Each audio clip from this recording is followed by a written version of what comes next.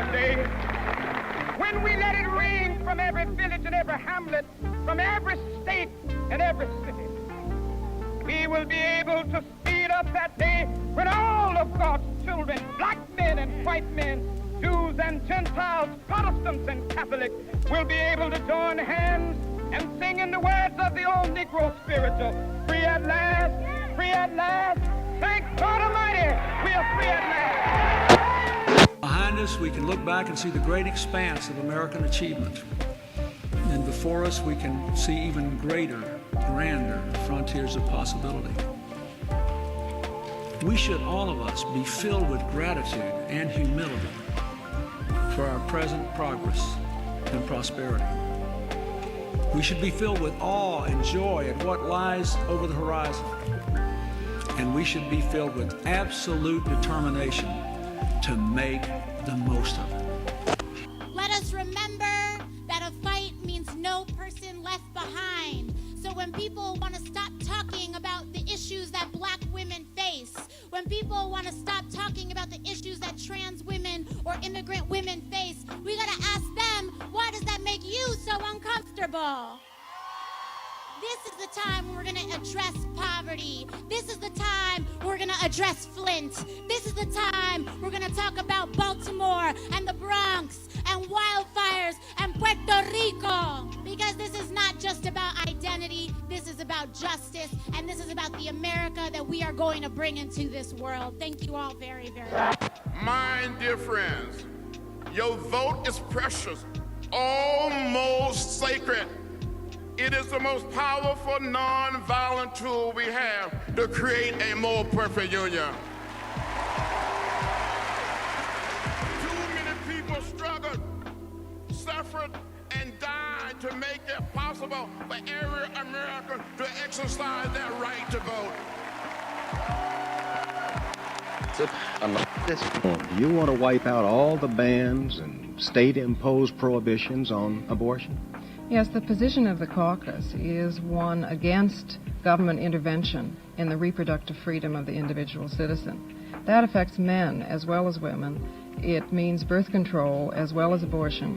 It also means the enforced sterilization laws, which exist in many states in this country. It's clear from the opinions in other industrialized countries and also from the opinions here, that is not the wish of the average citizen, male and female, is not to have government intervention in that most private area of personal freedom.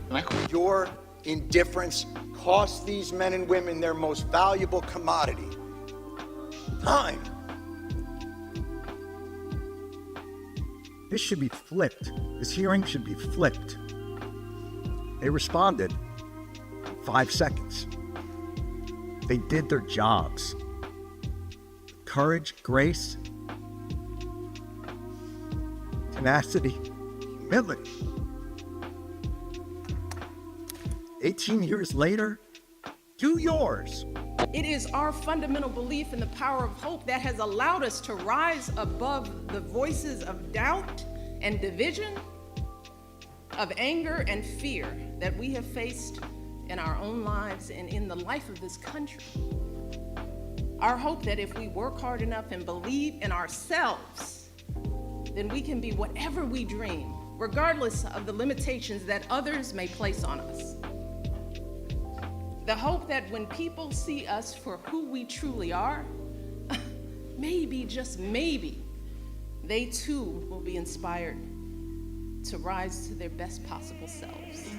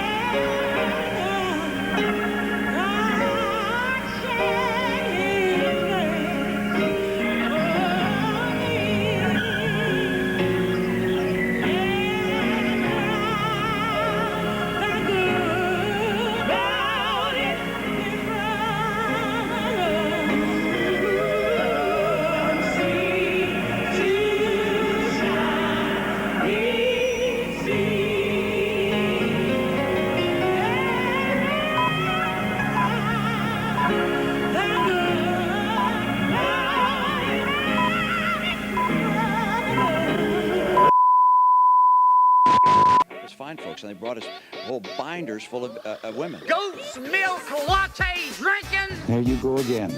If the senator were not too much of a coward to debate in public, then that's what I'd ask him. Please clap. Somebody's bleach blonde, bad-built, butch body. A what now? And then we're going to Washington, D.C. to take back the White House.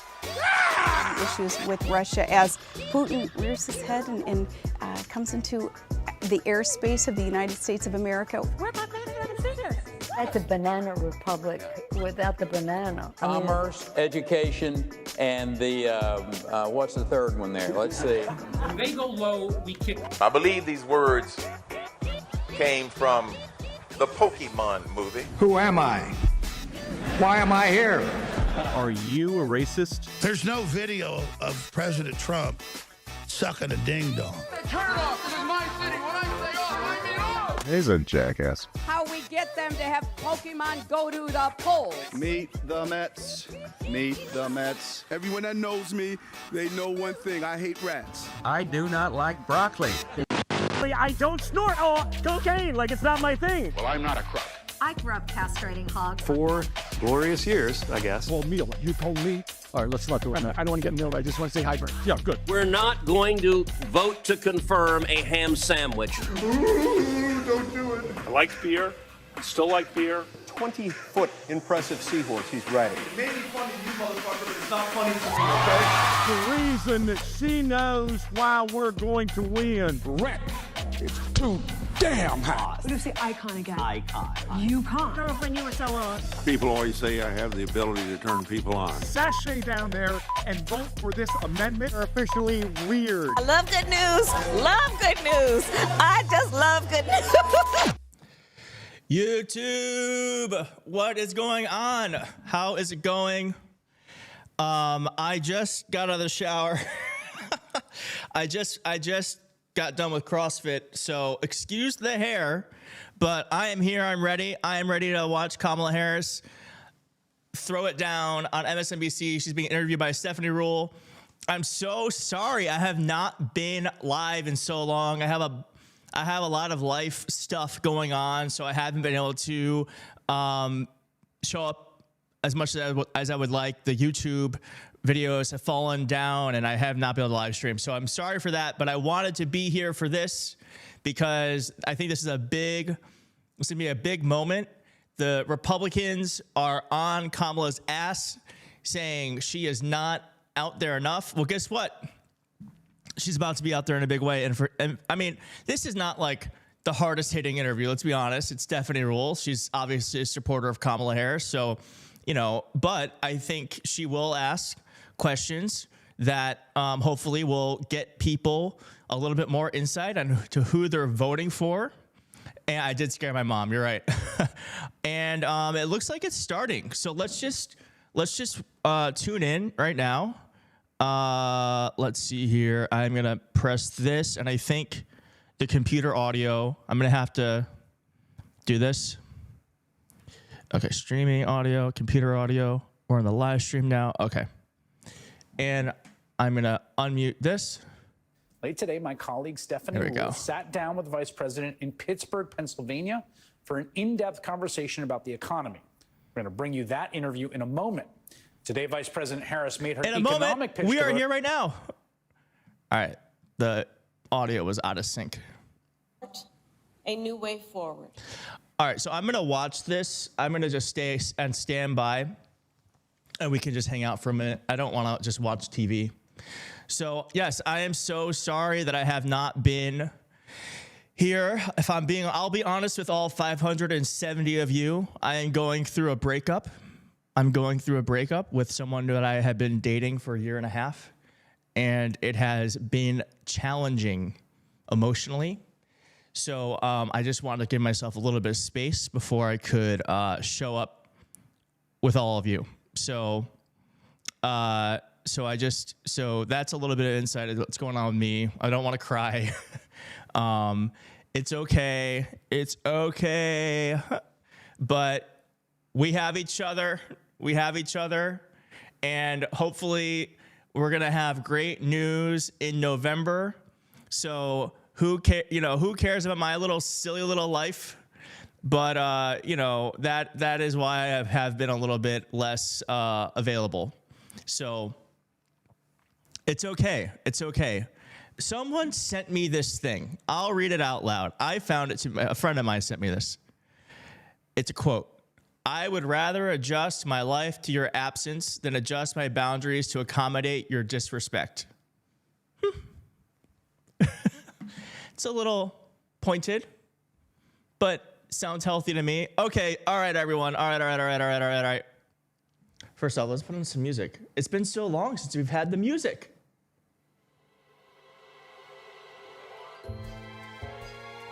Yes. It's a great day. Okay, so let's do a roll call, everyone. It's been a minute. Let's do the roll call. There's 600 viewers on the live stream. And let's find out where everyone's from. I am from Washington, D.C. by way of... Oh, is it happening right now? I think it's happening right now. All right, we're going to do the roll call later. Okay, bye. Let's watch it.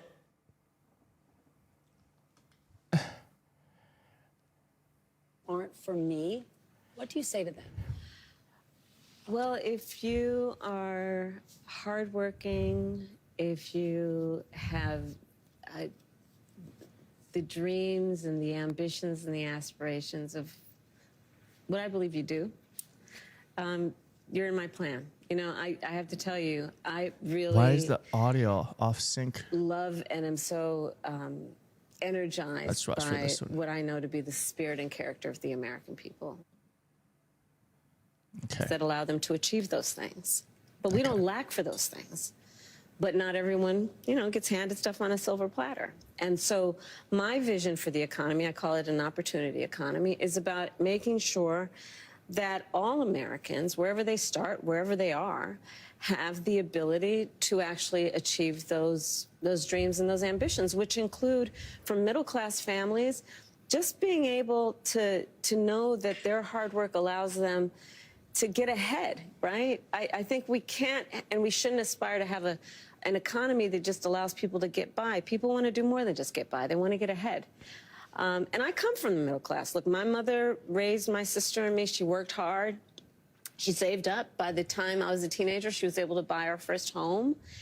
And, you know, home ownership for too many people in our country now is elusive. You know, gone is the day of everyone thinking they could actually live the American dream. So part of my vision for the economy is let's deal with some of the everyday challenges that people face and address them with common sense solutions, such as affordable housing. Over the last 4 years, there have been tremendous economic wins, and you've just laid out a big plan. But still, polling shows that most likely voters still think Donald Trump is better to handle the economy. Why do you think that is? Well, here's what I know in terms of the facts. I would like to know this. Donald Trump left us with the worst economy since the Great Depression when you look at, for example, the employment numbers. It was during COVID, and employment was so high because we shut down the government, we shut down the country. Even before the pandemic, he lost manufacturing jobs by most people's estimates, at least 200,000. He lost manufacturing plants. Ask the auto workers how he lost auto plants. We have grown over 20 new auto plants. He has an agenda. Let's just deal with right now going forward, not to mention what happened in the past. He has an agenda that would include making it more difficult for workers to earn overtime, an agenda that would include cutting off access to small business loans for small businesses, an agenda that includes tariffs to the point that the average working person will spend 20% more on everyday necessities and an estimated $4,000 more a year on those everyday necessities, to the point that top economists in our country, from Nobel laureates to people at Moody's and Goldman Sachs, have compared my plan with his and said my plan would grow the economy, his would shrink the economy. Some of them have actually assessed that his plan would increase inflation and invite a recession by the middle of next year. So the facts remain that Donald Trump has a history of taking care of very rich people. And I'm not mad at anybody for being rich, but they should pay their fair share. But tax cuts for the billionaires and the top corporations in our country, and then not really paying much attention to middle-class families. My perspective on the economy is when you grow the middle class, America's economy is stronger. And there's empirical evidence to prove my point correct. Then let me ask you about taxes, because lots of people will say, I don't like Donald Trump, but he cut my taxes. He didn't just cut corporate taxes, he cut individual taxes. Now, that expires next year, and there's some people confused saying, I don't know what's going to happen next year. Under a Harris administration, at what income level should someone expect their taxes to go up? And that state and local tax deduction that's currently capped and matters to a lot of people in blue states, are you going to lift that cap? So, first of all, when it relates to anybody making less than $400,000 a year, your taxes will not go up. Your taxes will not go up. And in fact, under my plan, taxes for 100 million Americans will actually be cut, including $6,000 a year for young couples for the first year of their child's life in a tax cut, a tax credit, essentially, by expansion of the child tax credit. And why is that? Because during the first year of a young couple, of a person's child's life, they're going to need help buying a crib, buying a car seat. And we all benefit when they're actually able to do what they naturally want to do to take care of their child. And expanding that child tax credit, or you mentioned housing before, giving that extra money for a first home. If you can't raise corporate taxes, or if GOP takes control of the Senate, where do you get the money to do that? Do you still go forward with those plans and borrow? Well, but we're going to have to raise corporate taxes, and we're going to have to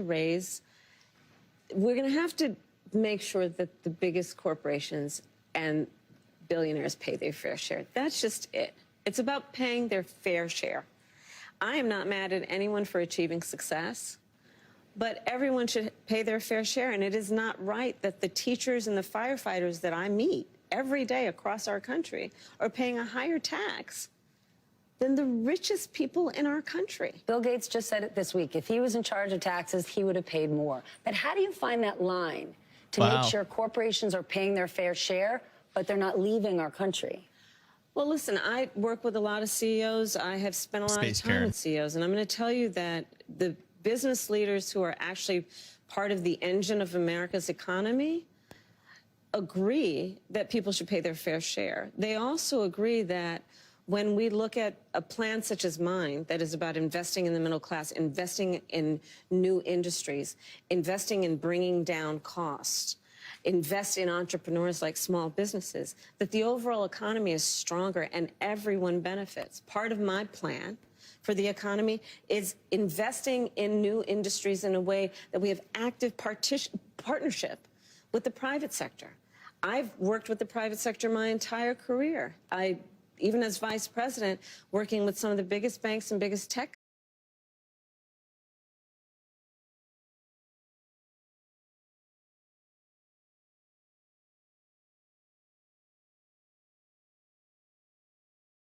the capital for small businesses. Why do those biggest corporations and CEOs do that? Because they know those kinds of investments, like in our small businesses, in startups and entrepreneurs, actually strengthens America's economy overall, and everyone benefits. So this is not about bilking anybody, but it is certainly about saying, let's make sure that we create opportunities for everyone to grow wealth. I believe that it is not sufficient, and it should not be our goal to just make sure everyone is working. That should be the baseline. That should be a given. And let's create an economy where people have the ability to buy a home, to start a business, to take a nice vacation from time to time, right? For people who want to buy a home, yes, getting a $25,000 kicker would be great. But it's not just affording a home. We don't have enough in this country. You're absolutely right. And one of the main problems are regulations and rules, strict rules at a local level. How does the federal government cut through all that red tape and get down to, I know, the suburbs of Pittsburgh and say, we're going to have to build some affordable housing here? How do you connect the two? So you're absolutely right. So across our country, people rightly are concerned about the cost of housing. So it's home ownership, to your point. We need more supply. That is, without any question, part of the solution. Creating more supply under my plan includes creating tax incentives to work with the private sector and home builders. Part of my goal and the plan would be to create 3 million new housing units for rent and for ownership by the end of my first term. It includes also what we must do to cut red tape. You're absolutely right. It takes far too long, and there's too much bureaucracy associated with home building. And I say that as a devout public servant. I know that we have to reduce the red tape and speed up what we need to do around building. And that is going to require working from the federal level with state and local governments. And it's going to be different in different places, depending on the needs of that community, the needs of that local government, that municipality, but working in consultation and coordination, and also around incentives that we can create. For example, some of the work is going to be through what we do in terms of giving benefits and assistance to state and local governments around transit dollars, and looking holistically at the connection between that and housing, and looking holistically at the incentives we in the federal government can create for local and state governments to actually engage in planning in a holistic manner that includes prioritizing affordable housing for working people. Coming up, much more of Stephanie Ruhle's exclusive interview with Vice President Kamala Harris. Wow, that was pretty good. That was not, that was not easy questions. Wow, she was crushing that. I kind of love that there's going to be more. I wrote down some notes. Yeah, that was tough. Holy shit. All right, well, first off, before we get into some of my thoughts, I just want to give a shout out to the people. All right, $10 from Shadow Honor saying you're doing a great job. Thank you so much. Let's get a shout out to him. We got I think those are Australian, $50 from Michael Kearns. Brilliant work on this channel. Thank you, Michael, so much. $49 from KS. Thank you so much, KS. $50 from Matt Ricci. Thank you so much. And then Michael joined as an interim member. Thank you all so much for the love. So I wrote down a little bit of some notes as we wait on this commercial break. And obviously, as you all know, Kamala Harris's biggest issue as it comes to voters and their ability to think that she can do the job is the economy. And it's so interesting to me because the economy in every single measurable way is doing better than it was 4 years ago. So I don't know what we can do differently in terms of, like, this is an incredible economy. Now, of course, it's not working for all people. Prices are higher. We have to fix for that. But in terms of the way that the economy is going, any president would be grateful to inherit an economy like this. Any president would hate to have to inherit an economy that Joe Biden did. And yet, Joe Biden did the work and put us in a place where we have actually beat inflation. Inflation's at the lowest point it has been since the beginning of the pandemic.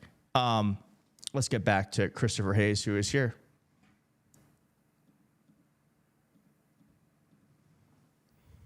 Let me ask you a business that matters a lot to this town. Yeah. U.S. Steel. Yes. Right? When you think Pennsylvania, when you think Pittsburgh, you got the Liberty Bell in Philly, and you got U.S. Steel in Pittsburgh. That's right. A Japanese company wants to buy them. You are opposed to this idea. Many people are. But if the deal doesn't go through, they have said people could lose jobs, they could close mills, they could leave the state of Windmills Pennsylvania. mentioned. I mean, that is like moving the Liberty Bell to Newark. So which is more important? It's most important that we maintain America's ability to have American manufacturing of steel by American workers for a number of reasons, which includes, again, back to the point of growing our economy and how I think about the economy overall, investing in new industries. There is not a new industry that I can imagine that is not going to require steel as a manufacturing of steel as a fundamental part of what it accomplishes. And having American workers in an American company manufacturing that steel for those new industries is going to be critically important, not only in terms of our economy, but also in the context of national security. Most people now realize if we didn't before the pandemic, and the strain on supply chains and an over-reliance on foreign manufacturing, that we have to be intentional about U.S.-based manufacturing. And of the products that we have to prioritize, steel is one of them. And that's always going to be my priority. Steel workers matter in this country. Unions matter. Yes. In 2016, Donald Trump connected with unions. He saw them. There was an emotional connection. But what he didn't do was deliver policy. In the last 4 years, we have seen huge wins in this country for unions, but not all unions have gotten behind you. I want to understand, when the Teamsters decided not to endorse you, what was their reasoning? What are they looking for? Well, let me go back to our just previous conversation. I'm very proud to have the endorsement of the steelworkers and almost every other major union in America, Kamala, because I stand by workers, and I stand by the importance of being able to join a union and to understand the benefit and the value of unions. And I understand the importance of investing in new industries and working actively with the private sector to grow our economy. But I'm asking because there's this idea, we want something more from her. What is it? This is not an easy interview. Back to your point about previous election cycles, Donald Trump made a whole lot of promises that he did not meet, and one would argue broke. Look at Lordstown. He said he was going to... Don't sell your homes. Yeah, don't sell your homes. And what happened? It shut down.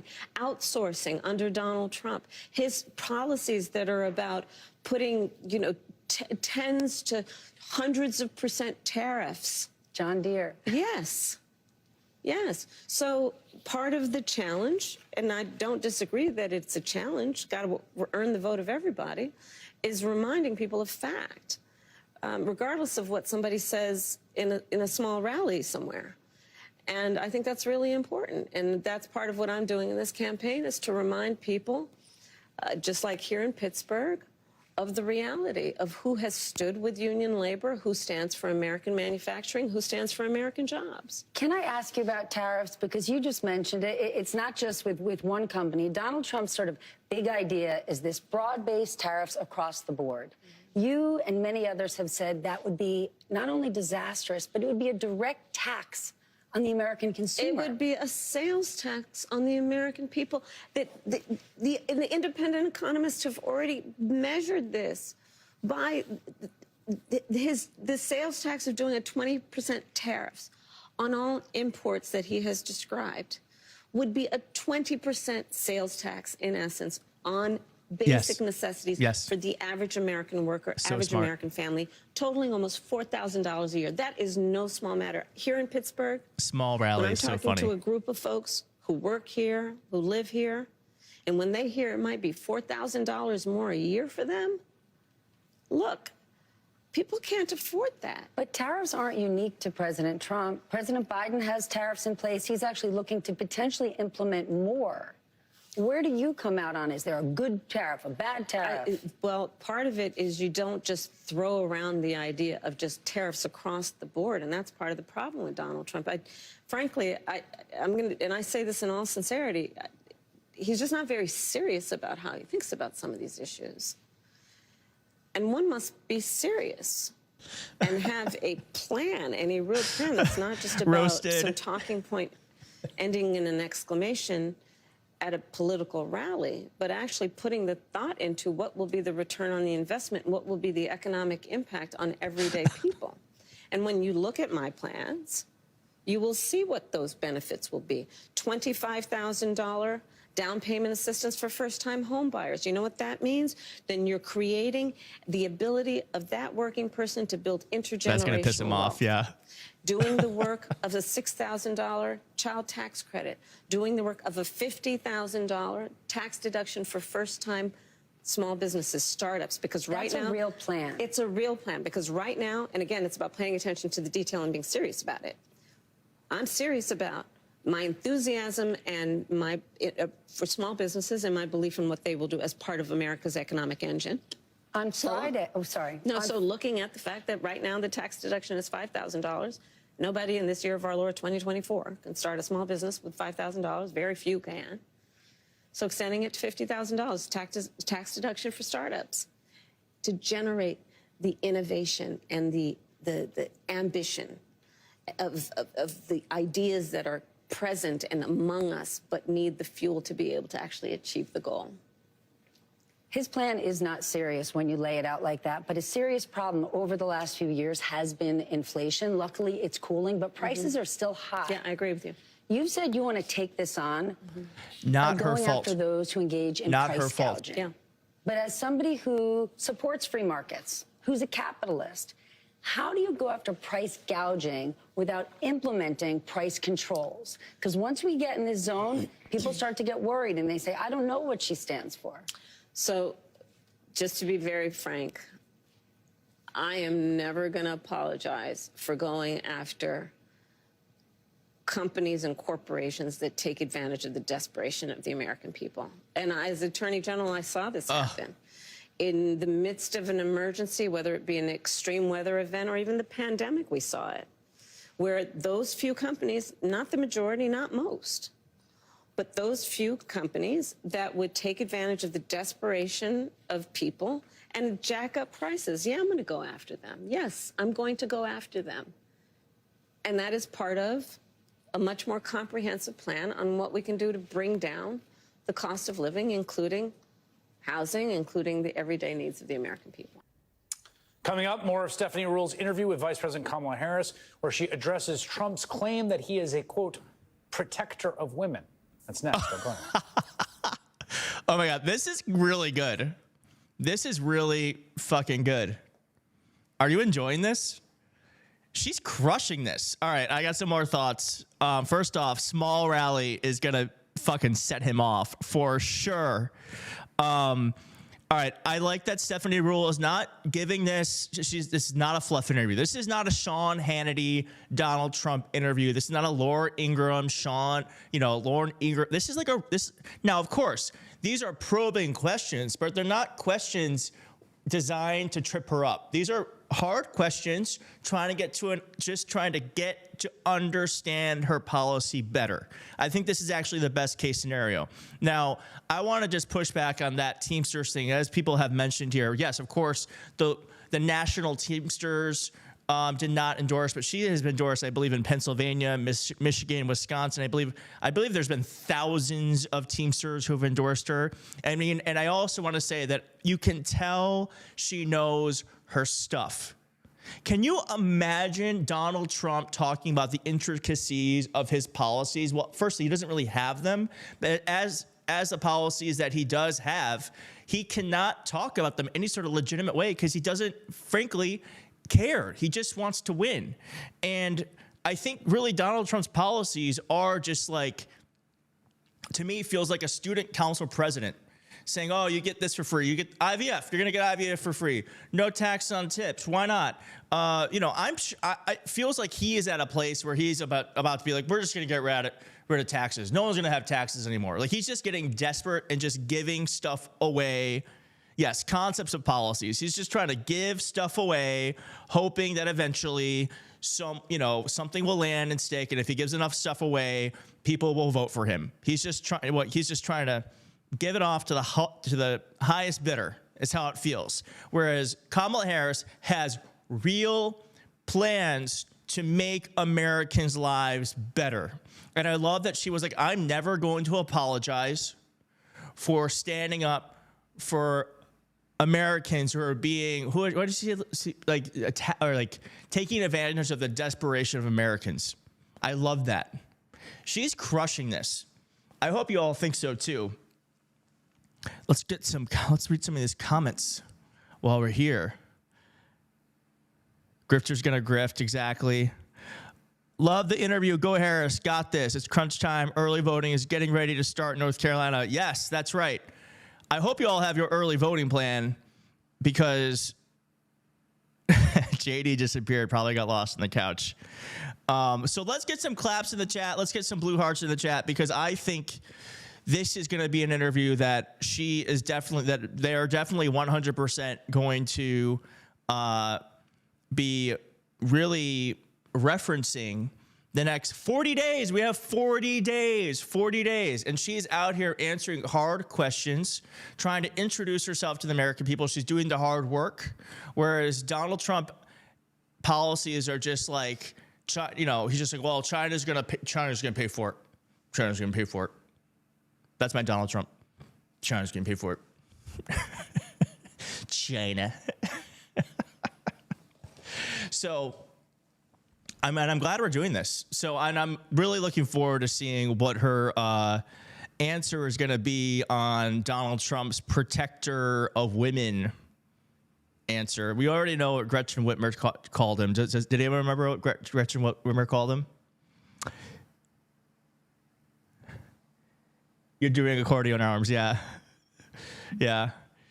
I believe, what did Gretchen Whitmer call him? She called him deranged.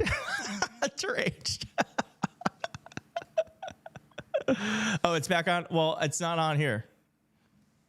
We're a little bit behind on this one. We still have the I still have a commercial here, but it'll be on in just a moment.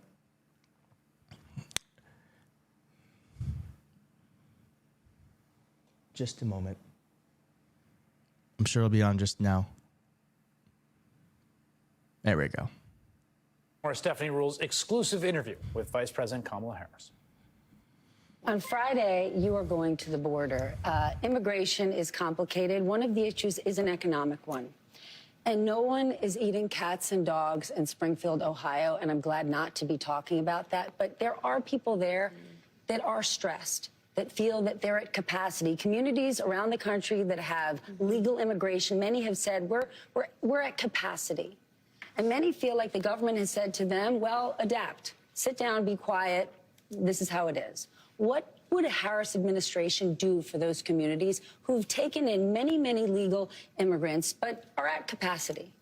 Well, first of all, we do have a broken immigration system, and it needs to be fixed. And if we take a step back, months ago, some of the most conservative members of the United States Congress came together with others, proposed a border security bill. That would have put 1,500 new border agents on the border to help those hardworking border agents who are there right now working around the clock.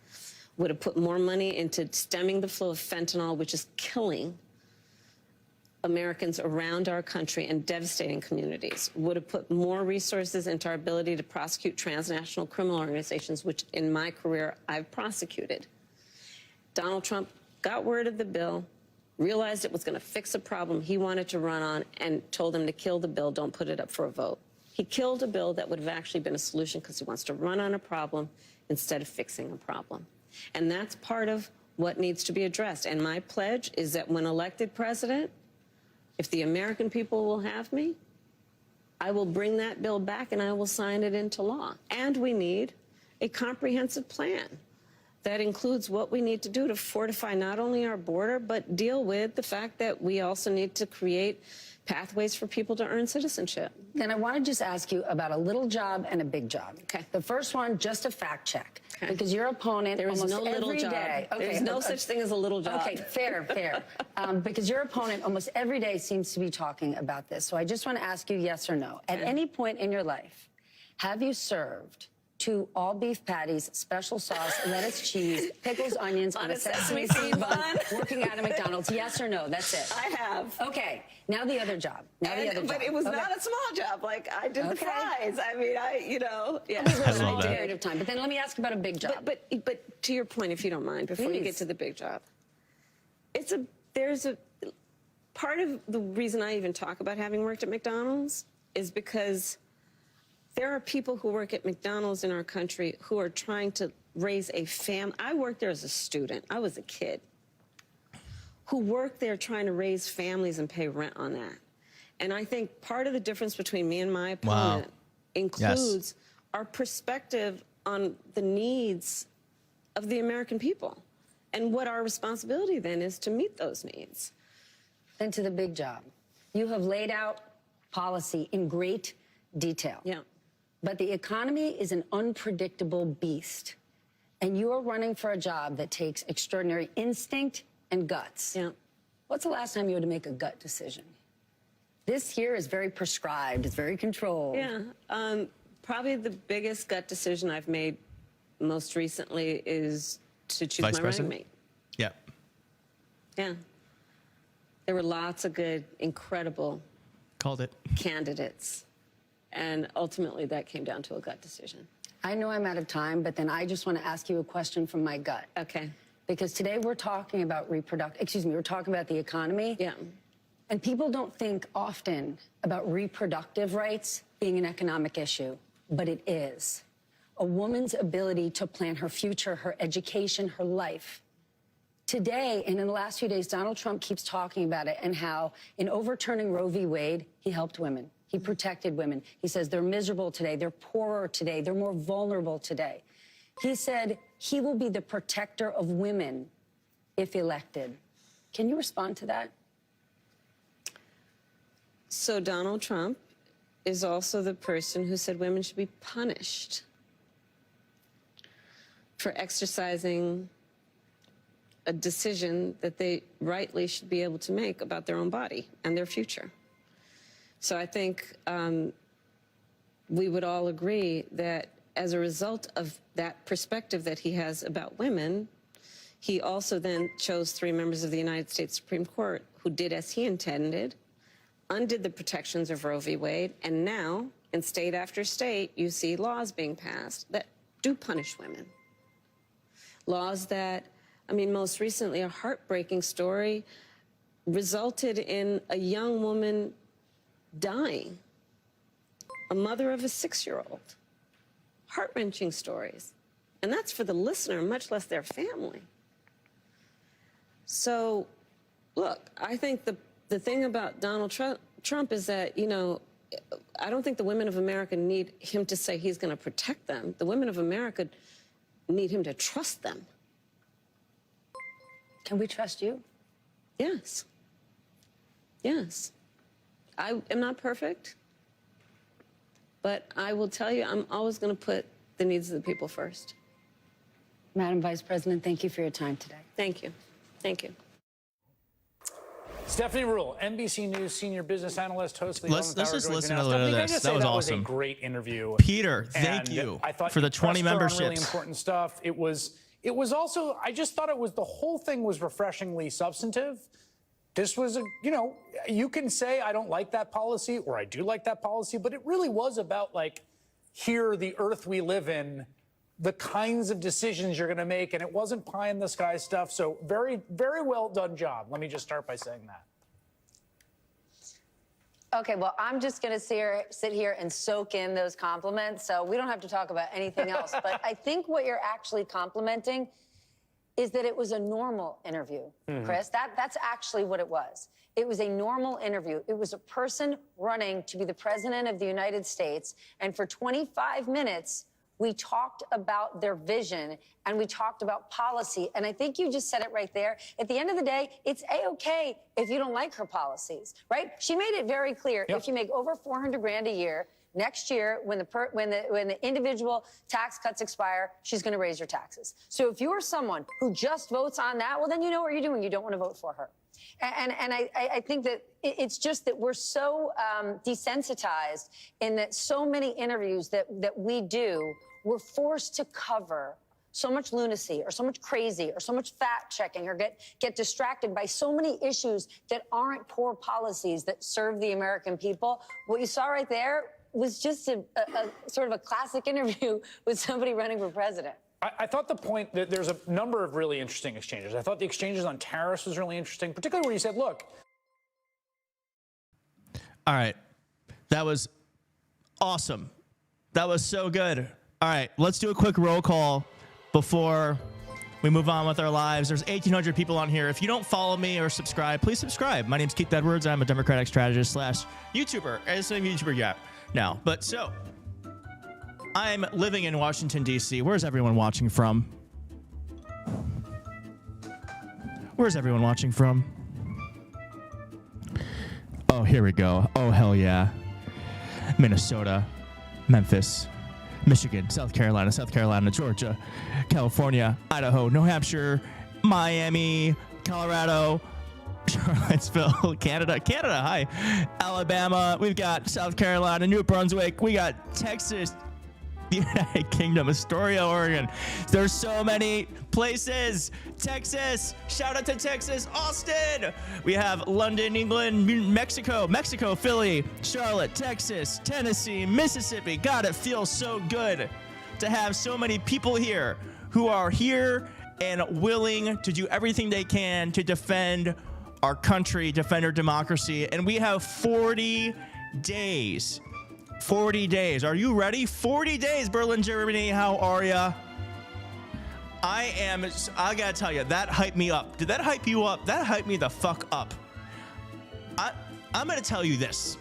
Now, we can't count our eggs before we hatch and all that shit, right? Or whatever that phrase is. So don't. But this does not feel like losing. This does not feel like losing. Now, we have to do everything we can to make sure that we push her over the line, okay? We gotta do everything we can to push her over the line. But know that when you feel good, you do good work. And I want to let you all know that this feels like we're heading towards history. History in that we are going to make Kamala Harris the first female president of the United States, the first black woman of the United States, the first South Asian woman of the United States, and history in that we are going to make Donald Trump's goddamn political career history. We can make two historic moments here. Oh my gosh. Remarkable real estate. Thank you for the $49. Hello from Austin, Texas. Thank you so much. So let's end it there. I hope you're all hyped up. I hope you, one, make sure you're registered to vote. 2, make sure your friends and family who are voting Democrat are registered to vote. 3, check your registration if you think you're registered to vote, because you might not be registered to vote. You have to do all these things. Imagine going to the election. Imagine going to the polls on election day, and they say, "Oh, we don't have your name listed. You can't vote." Imagine that. Don't let that happen. Check your registration, okay? If you're in a swing state, you better goddamn check your registration. I don't want anyone on this live stream to tell me that they went to go vote and then they forgot they weren't registered, okay? Everyone on this live stream, okay, get your fucking voting plan ready, because we have to make this woman president. We have to make this woman president. Okay? And if you're not in a swing state, you better bug your friends who are in swing states. And thank you for being here. This is awesome. I love doing this with you. I'm sorry that it had been a minute since I had live streamed, but as you know, there is some personal life stuff going on. But now I feel ready and willing and able. Wow, is Keith reprimanding us? Yes, sir. Macomb County, that's where I'm from. I grew up in Macomb County. Okay, so check your registration. Make sure your friends and family who are voting Democrat check the registration, or they're voting for Trump. You can just, wish them well. And then 3, make sure you're subscribed to me. That's the most important one, making sure you're subscribed to the channel. All right, I gotta go. Thank you all for being here. That was an awesome interview. I'm looking forward. Next week is going to be the Tim Walz debate. Let's see how that goes, baby. Tim Walz debate in less than a week. Thank you all for being here. I will see you soon. I will make a video soon, and I'll see you there. Okay? Okay. Of course, happy to do it. All right. Bye, everyone. See you later.